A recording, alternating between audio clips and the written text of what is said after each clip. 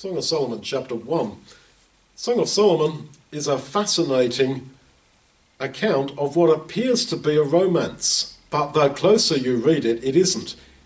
Solomon is the lover, and his beloved is this Egyptian girl who is not an Israelite, wasn't supposed to have relationships with those who were not Israelites, but Solomon did, even from a young man, and it turned away his heart. And the other group you have are the daughters of Jerusalem, the kind of girls that he should have married, the court girls in Jerusalem. The whole story, these songs that we have here, are not a romance. It's all about tension. There's tension between the Egyptian girl and the daughters of Jerusalem. Her and Solomon have to have secret meetings. She's despised because her skin is darker. And she keeps saying to Solomon, let's go and live with my mum. Let's go and live in my mum's house back in Egypt. But Solomon's the king of Israel in Jerusalem. And the whole thing starts here in chapter 1, verse 2. She says, let him kiss me with the kisses of his mouth, for your lovemaking is better than wine. The whole thing starts off with the idea that they have gone way too far, they had sex, far too early.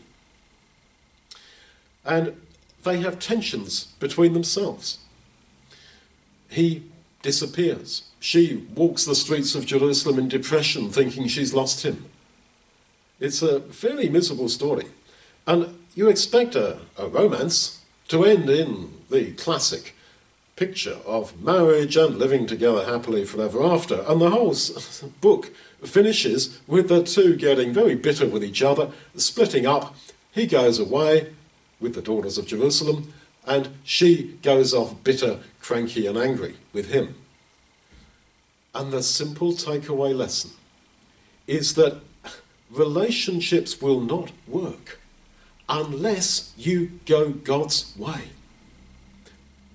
Solomon didn't do that. And yet he knew how he should govern his relationships. He even writes about it in his book of Proverbs. Don't get involved with a Gentile woman, and so on. And so here is the challenge, because life is full of relationships. We must manage those relationships according to God's teaching and not think, well, nice idea, but I can get away with not doing that. Otherwise life would be miserable.